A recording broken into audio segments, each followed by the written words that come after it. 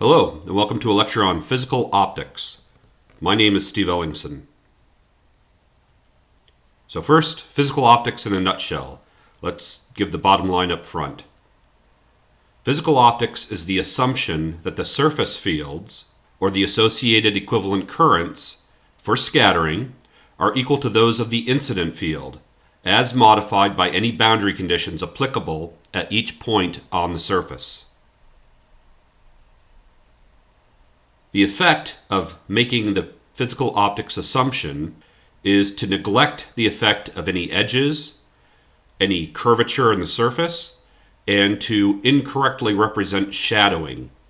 So this results in limited accuracy away from specular directions. What we mean by specular directions are directions that you would normally associate with reflection. Now, we're not going to talk about reflection in this lecture, but you're going to see in a future lecture that there's an intimate connection between this idea of specular directions and reflection. Now, despite these limitations of physical optics, it has one very attractive feature, and that is it's fast. And I would also add it's simple. So this makes it attractive for rapid, iterative computation and design. A good example is large reflector antenna systems, where it is often necessary to iterate over design parameters hundreds or thousands of times. So this is widely used for large, complex problems. And I'll also point out that you have been using physical optics already. Everything we did concerning apertures was entirely physical optics. You will recall that in the very first lectures, when we talked about a plane wave backlighting an aperture and a ground screen, the assumption we made was that the equivalent currents in the aperture were completely determined by the incident field, and that the fields in the aperture were not modified by the edges. In other words, there's no diffraction inside the aperture. So the assumption we were making there was literally the physical optics assumption. So you should already have a certain level of comfort with this idea. Okay, an overview of this lecture. First, some theoretical preliminary ideas. First, that of induction. Then I'll put the physical optics assumption on a slightly more rigorous footing. I'll explain how physical optics is used in scattering problems. And here, when I say scattering problems, reflector antenna design is a scattering problem. So we're also talking about how we analyze reflector antennas. To demonstrate the strengths and weaknesses of the physical optics method, we'll do an example. The example will be plane wave scattering by a perfectly conducting cylinder. One of the reasons I'll pick this problem is because we have an exact solution available for this particular problem. So we can compare the exact solution to the physical optics result. And then some concluding remarks. Okay, first, the induction concept. You may have heard this referred to in other courses as the Induction Theorem. It's basically about the separation of total fields into incident and scattered fields. So here we go. I'm showing here the original problem.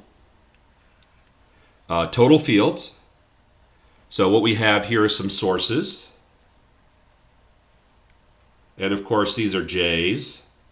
And the double arrowheads indicate M's, and they radiate in the presence of a perfectly conducting volume. And then the total fields are the fields in region 2. Traditionally, we've called the interior surface region 1 and the exterior surface region 2. So these are the total fields.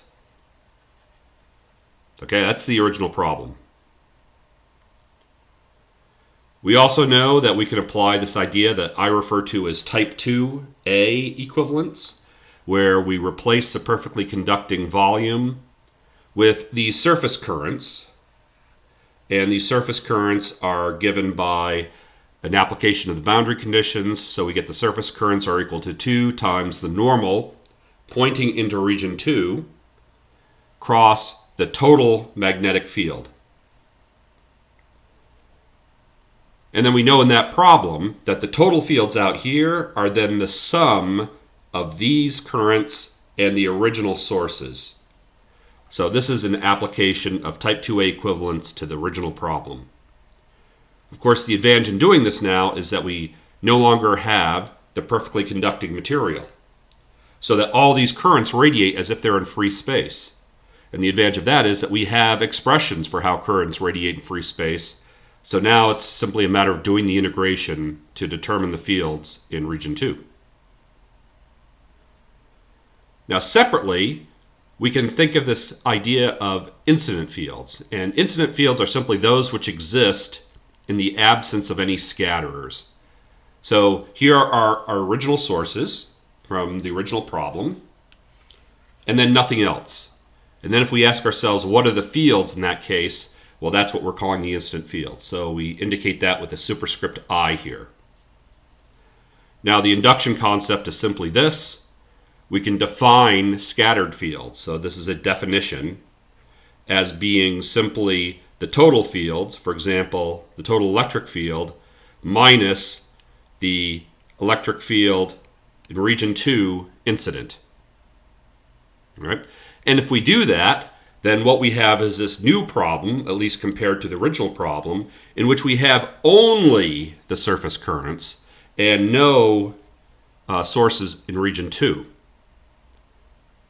So if we do this, then we have the same surface currents that we had over here, right? But no sources for the original problem, right? So in other words, these currents are currents which give rise to the scattered fields. So again, nothing really new or profound about this, but this is what we mean by induction, and this is the literal definition of the scattered field. Now, under the PO assumption, equivalent currents for scattering are those associated with the incident field modified by the boundary conditions at each point on the surface, as I said on the very first slide. So here's the scenario we just came up with for the scattered field, right? Currents give rise to the scattered fields in region 2, and those currents radiate in free space. The PO assumption, what happens is we say, look, I'm going to replace this magnetic field, the scattered magnetic field, with the incident magnetic field. That's the physical optics assumption applied to this problem. Now, let's think about this for a moment. If the surface is an infinite plane, then this is exact. In fact, this falls out directly from image theory.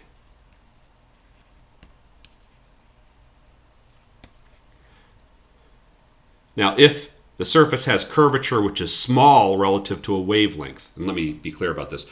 Curvature means the degree to which the surface is curved. It's a formal mathematical concept. You can think of it as being 1 over the radius of curvature, right? So a plane, for example, has curvature of 0 because it has a radius of curvature of infinity. So curvature is the reciprocal of radius of curvature at a point. Anyways, if S has curvature, which is small relative to a wavelength, that means it's very flat relative to a wavelength, then this is an approximation. It's not exact, but it turns out to be a very, very good one. Here's how we actually use physical optics in scattering problems. So here's the original problem, right, where we're talking about total fields. And we've decided that we can call total fields the sum of incident and scattered fields. Here's our sources. Here's our scatterer. Now in physical optics, what we do is, first of all, in this region here that I'm highlighting, we say what we said we were going to say. We say that those surface currents in the equivalent problem that are radiating in free space are given by 2n, right, where n hat is usually the way I draw it, n hat cross the magnetic field incident in region 2. Now this is straightforward to compute because typically these source fields, the fields which are incident, have simple forms. So it's relatively simple to compute this. Now it's clear that that's a good idea over the region which is illuminated. In other words, if the sources are here, they illuminate some region that goes from here to here to here, right? There's this region here that's being illuminated. Not really so clear what's happening back here, because in the original problem, the scatter would have blocked that incident field. So what we do is we simply say the currents back there are 0. So this is shadowing. So this is one additional piece that you have to remember is in play when we're using physical optics on these kinds of scattering problems, and it's an additional assumption beyond the original physical optics assumption. Now note that this is a pretty crude assumption, especially for smooth convex surfaces and edges in surfaces. So here, this is a smooth convex surface. What's to say that we should have a sudden stop in the currents, that the current should be non-zero over here and the current should be 0 over here? That's clearly not physically accurate. So there will be some error associated with this truncation. Now in the original problem, we do expect that these equivalent currents would be very small, right? Especially if this object was electrically large, but certainly not 0, because we expect things like creeping waves to illuminate back here. Certainly the scattered field back here wouldn't be 0 for that reason. Similarly, if this were not a surface, but it were let's say a plate of some kind, right? Then the plate would be illuminated, but these edges would be a source of error because they're not being dealt with correctly. The currents near the edges would not be physically accurate because they wouldn't account for the finiteness of this surface. So for smooth convex surfaces, edges and surfaces, this is a crude assumption. You have to apply some wisdom to make sure that you don't do something that will cause this weakness in physical optics to become too great an error for the problem you are trying to solve. Nevertheless, and I'll say it again, this turns out to be surprisingly useful despite the crudeness of the assumption. It turns out to be surprisingly useful for a broad class of problems. The main consequence of this assumption is that we get good accuracy in the specular region. Now I said specular is something like reflection. You can think of it this way. If we imagine something being reflected from the surface, it would reflect in this direction. So this would be the specular direction. Right? It's not just one direction, it's kind of a range of directions which you would normally associate with reflection. Now, this region back here is not specular at all. Right? It's far from any direction that you'd assume to be associated with reflection, and furthermore, we'd expect the field to be very, very weak. The only way we can get energy back here is by somehow causing fields to slingshot around the object. That's a surface wave of some kind, or some form of diffraction if we have an edge. Right? We know that that edge would probably create energy that goes on all directions, and that's how we would get back here. So physical optics doesn't know anything about diffraction for sure, doesn't know anything about curvature, so it can't do this right. Therefore, physical optics is very bad back here in the deep shadow. So to demonstrate all this, we'll use the example of a cylinder formed from perfectly electrically conducting material. This is a two-dimensional problem. If you need to, you should go back and look at a previous lecture where we probably talked about how to do two-dimensional problems. You don't need to do this as a two-dimensional problem. You can treat this as a three-dimensional problem, but the notation is much more complex, and it's harder to see the simple things I'm going to show you. So it's your choice, but we're going to work this out as a two-dimensional problem. In this problem, we have an incident electric field. It's polarized in and out of the paper. That's the z-hat direction. Then x and y are the Cartesian coordinates defining the plane. So simplest possible plane wave representable in two dimensions. The perfectly conducting cylinder has a radius of a. The distance to the field point is a distance rho from the origin at an angle of phi measured from the x-axis. So these are the standard definitions for rho and phi. So the field point is a function of rho and phi. We know the exact solution for this problem. Perhaps you've seen this in an earlier course in electromagnetics, or perhaps you haven't. If you're completely unfamiliar with the solution, no worries. I'm simply presenting it here as something which is known. And you're welcome to look it up in some other book if you need to do that. However, it simply goes like this. It turns out to be an infinite sum. And that infinite sum is the product of a whole bunch of Hankel and Bessel functions. And those Hankel functions and Bessel functions are themselves functions of Ka, that's 2 pi over lambda A, which is also 2 pi over A over lambda. So this is the electrical radius. This is how many wavelengths the radius is multiplied by 2 pi. So we use this notation a lot. We like to identify things are functions of Ka and K rho. Right? Similarly here, we have 2 pi rho divided by wavelength. So this is the exact solution.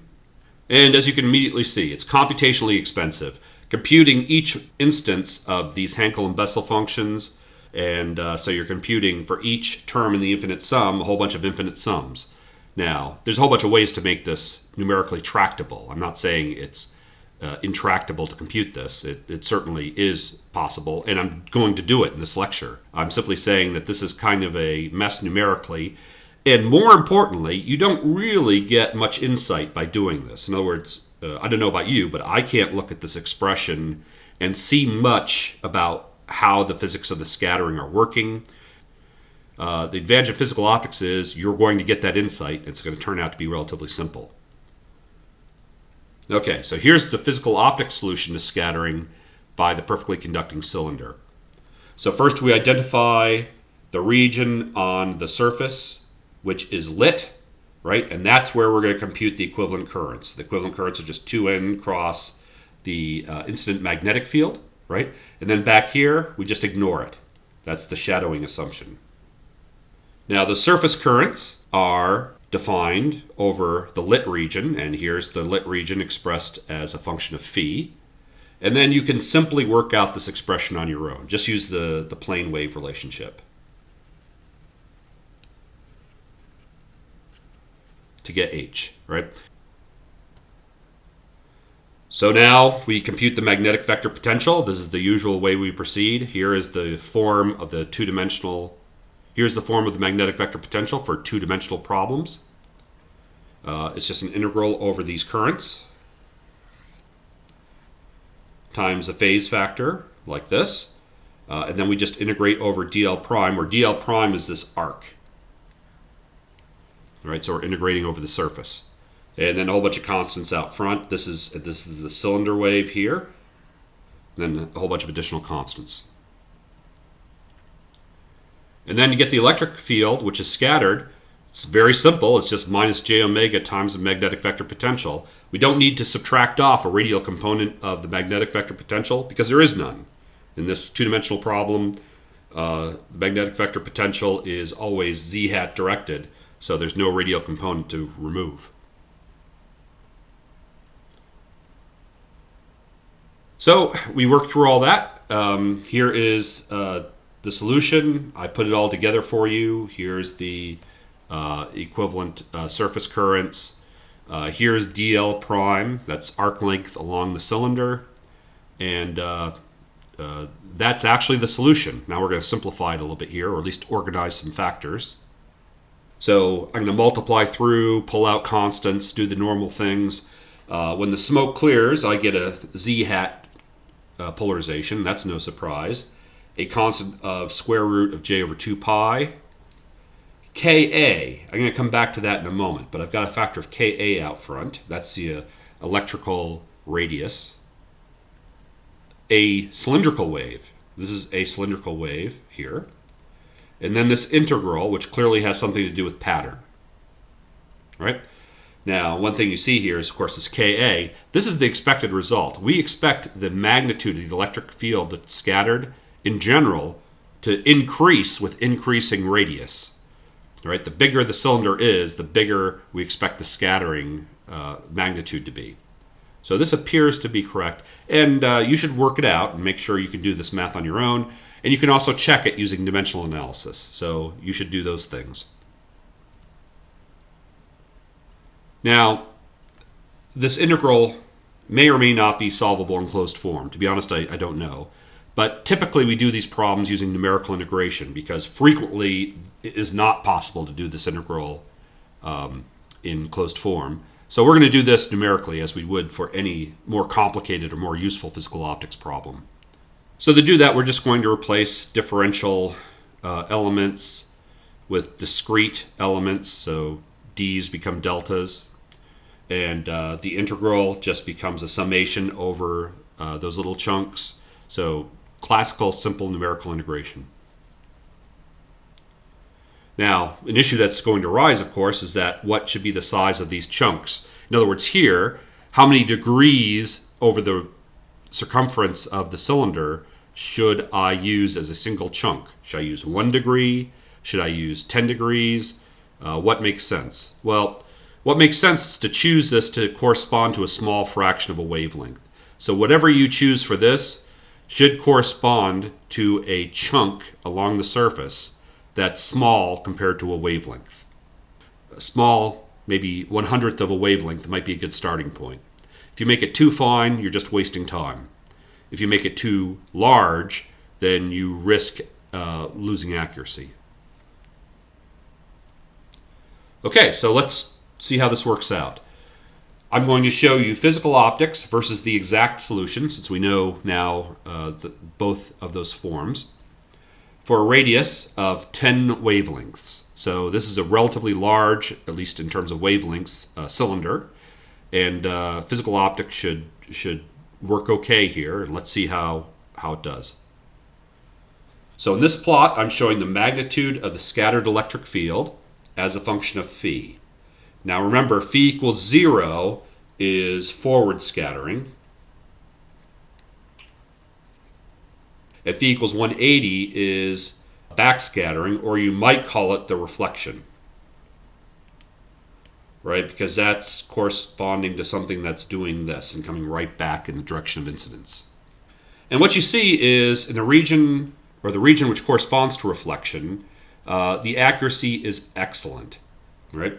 As you move further and further away from reflection towards the forward scattering region, what happens is things start to separate. So there's the exact solution, there's a physical optics solution. We start to see some error accrue.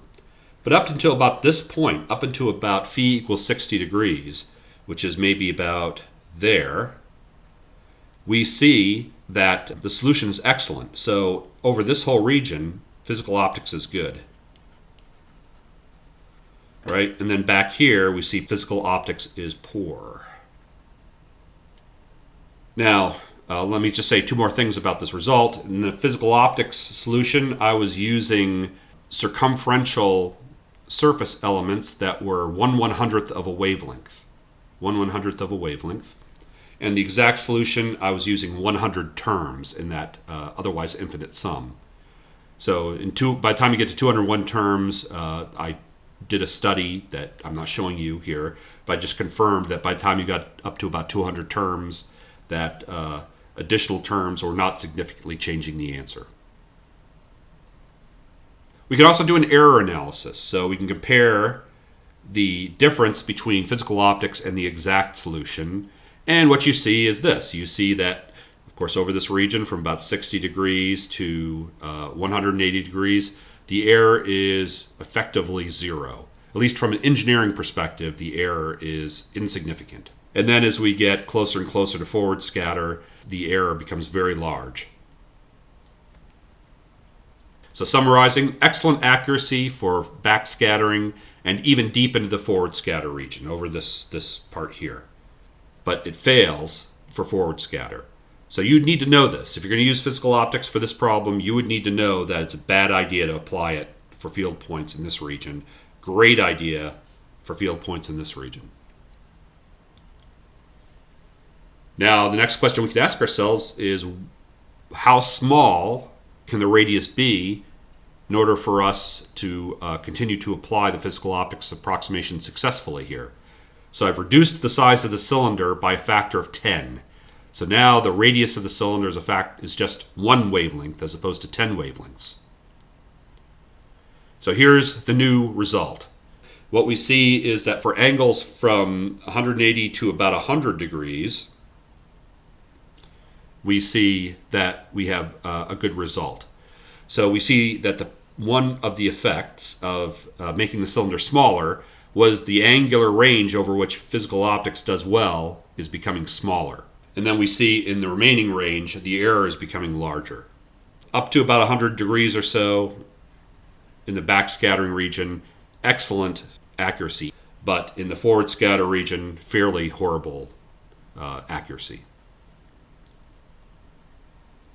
Now we can push this to the limit. Let's see what happens when we reduce the radius of the cylinder by another factor of 3. So this is simply 3/10 of a wavelength. This is, by any definition, electrically small. The radius of the cylinder is small compared to a wavelength. So what we see in this case is that there is a significant difference now between physical optics and the exact solution, and the error is also significant. But what's interesting here is that the error never really gets above 3 dB or so.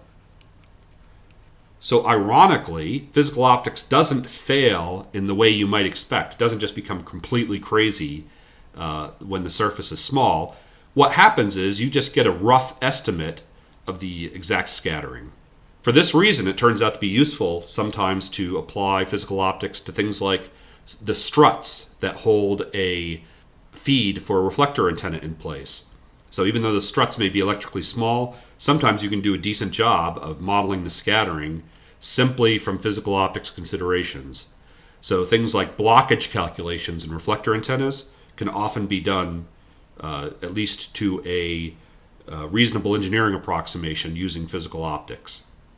But again, you have to be very, very careful. You should always check to make sure that physical optics is going to give you a reasonable result. Some other features of the physical optics solution. I've rewritten it here in integral form, what we get for this two-dimensional cylinder. I just want to point out these two more things. Far field magnitude and phase dependence is made explicit. In other words, right there we see a cylindrical wave. It does not appear that way in the exact solution, that infinite sum. So this is a pattern function. And now this is an expression that's very easy to manipulate from a design perspective. We can see very directly the relationship between the parameters which describe the problem and the resulting scattering magnitude and phase. And then also, the dependence on cylinder size is explicit here. It's right here. This is the dependence of the magnitude of the scattered fields on the size of the cylinder. And we see that that relationship is linear in cylinder size, at least according to the physical optics assumption. That relationship is not at all clear from the exact solution. You have to do a lot of work to the exact solution before you get this pretty important insight that the magnitude of the scattered fields is linear with the dimension of the cylinder. Okay, concluding remarks. So physical optics, very accurate if you have an electrically large problem. Another way of saying this is locally planar surface curvature. Scattering in or near specular reflections, that is those directions that are associated with reflection. And edge diffraction is not important. If you can say all three of those things are true, physical optics can be expected to perform well. However, physical optics fails badly in regions which are shadowed by a scatterer. Then even in valid regions, you should be careful because significant error is possible due to erroneous truncation of the equivalent current due to the shadowing. So here I'm talking about this fact, this is the picture that's usually drawn, is I have some source illuminating the object. I get currents here, no currents back here. Okay, so I know shadowing is going to lead to problems back here, but also the fact that I've suddenly stopped the currents at the shadow boundaries is going to lead to problems, at least at some level of accuracy. Those problems turn out to be not so great for the backscatter, but it turns out that in regions over here, this could be a significant source of error. So we'll see how that plays out in other problems, and in particular in reflector antenna design problems in later lectures. Physical optics is very fast to compute compared to numerically exact solutions, and that's important for reflectors which are electrically large. So in addition to getting this insight that we normally don't get from exact solutions, we also have the potential to run lots of solutions varying a design parameter very quickly. Now I'll just plant a seed here, and I'll point out that these limitations of physical optics that I've pointed out can be overcome. There's two types of techniques that I will simply mention here as a way to overcome the limitations of physical optics. One is this thing known as the physical theory of diffraction. PTD. Physical theory of diffraction is simply physical optics where you add additional terms to account for this thing. For example, the errors due to shadow boundaries.